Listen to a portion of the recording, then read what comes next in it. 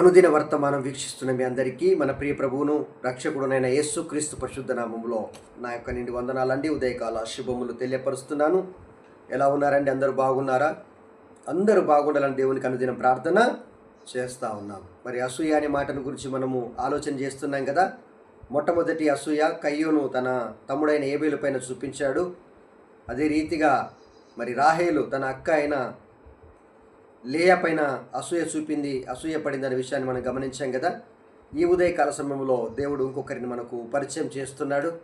ఆ వ్యక్తి మనకు పరిశుద్ధ గ్రంథంలో ఎక్కడ కనిపిస్తాడంటే మొదటి సమూయేలు గ్రంథము 18వ అధ్యాయము 6, 7, 8 వచనాలు మనకు చదివినట్టయితే అక్కడ మనకు ఆ వ్యక్తి కనపడుతూ ఉంటాడు. 6వ వచనాన్ని చదువుకుందాం.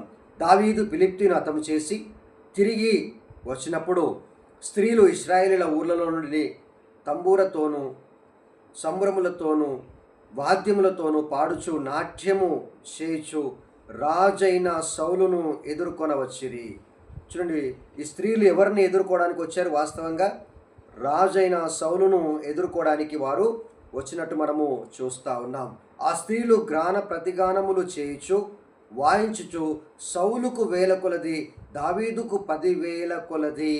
చూడండి, సౌలుకు 1000 కొలది, దావీదుకు 10,000 కొలది. వాస్తవంగా దావీదు రాజు కాదు, సౌలు రాజు గనక సౌలుకు 10,000 కొలది, దావీదుకు 1000 కొలది అనాలి. కానీ వారు అక్కడ దావీదును హెచ్చించి మాట్లాడినందుకు గాను సౌలుకు బహు కోపం వచ్చిందనే విషయాన్ని మనము గమనించాలి. ఈ రోజుల్లో మన ముందున్న వారిని మనము ఎవరైనా హెచ్చించినట్టయితే, వారిని పొగిడినట్టయితే అది మనము జీర్ణించుకోలేమనే విషయాన్ని ఇక్కడ మనకు స్పష్టంగా లేఖన భాగాల ద్వారా తేటతెల్లం చేస్తుందనే విషయాన్ని మనము గమనించవచ్చు. అందుకనే ఈ మాట రాయబడి స్త్రీలు ప్రతిగానములు చేయుచు వాయించుచు సౌలుకు 1000 కొలది, దావీదుకు 10,000 కొలది అనే మాటను పలికి ఉన్నారు. 8వ వచనంలో ఆ మాటలు సౌలునకు ఇంపుగా నుండినందున అతడు బహుగా చూడండి కోపము తెచ్చుకొని, వారు దావీదునకు 10,000 కొలది అనియో నాకు 1000 కొలదనియో స్తుతులు పాడిరే, రాజ్యము తప్ప మరి ఏమీయో అతడు తీసుకొనగలడు అనుకొనెను. ఇప్పుడు ఉన్నట్టుండిగా మరి సౌలు దావీదును ఎంతో ప్రేమించేవాడు.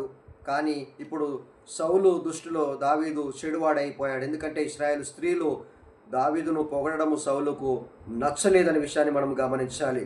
కాబట్టి నాటి నుండి సౌలు దావీదు మీద విషము చూపు చూచెను.